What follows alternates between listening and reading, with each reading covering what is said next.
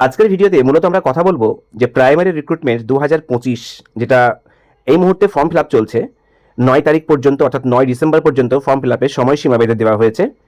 আজকে 6 ডিসেম্বর সকাল পর্যন্ত কত ফর্ম ফিল আপ হলো এইটা নিয়েই মূলত এই ভিডিওটিতে আলোচনা করব আমরা। তো আপনারা প্রত্যেকে অবগত আছেন যে 13,421টি ভ্যাকান্সি দেওয়া হয়েছে অল ওভার ওয়েস্ট বেঙ্গল। এই 13,421 ভ্যাকান্সির এগেইনস্টে ক্যান্ডিডেট রয়েছে 2014 TET pass, 2017 TET pass, 2021 TET pass এবং 2022 এবং 2023 টেট পাস।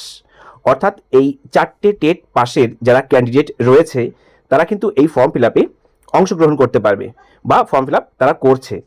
ইতিমধ্যে অনেক ইন সার্ভিসও হয়তো ফর্ম ফিল আপ করেছে বা যারা NIOS থেকে DLED করেছে তারাও কিন্তু ফর্ম ফিল আপ করছে। যেহেতু এই কেসটা এখনও বিচারাধীন রয়েছে, এখনও ফাইনাল জাজমেন্ট আসেনি, বা 23-25 যারা DLED তারাও হয়তো ফর্ম ফিল আপ শুরু করেছে, যদিও তাদের কেস এখন পেন্ডিং রয়েছে, এখনও ফাইনাল জাজমেন্ট আসেনি।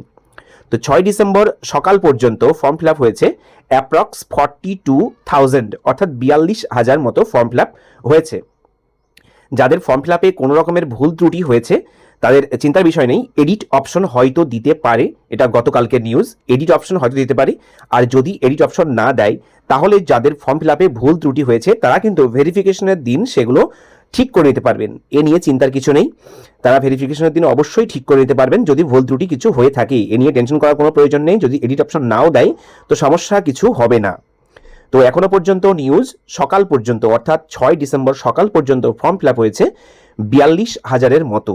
এই সংখ্যাটা হয়তো 6, 7, 8, 9 এই 4 দিন এখনো বাকি আছে, সংখ্যাটা হয়তো 45,000 টাচ করবে। 45,000-এর বেশি হয়তো হবে না, 45,000 টাচ করবে, এটা আমাদের এক্সপেকটেশন। আর ভ্যাকান্সি কত আছে আপনারা প্রত্যেকেই জানেন, 13,421 ভ্যাকান্সি রয়েছে।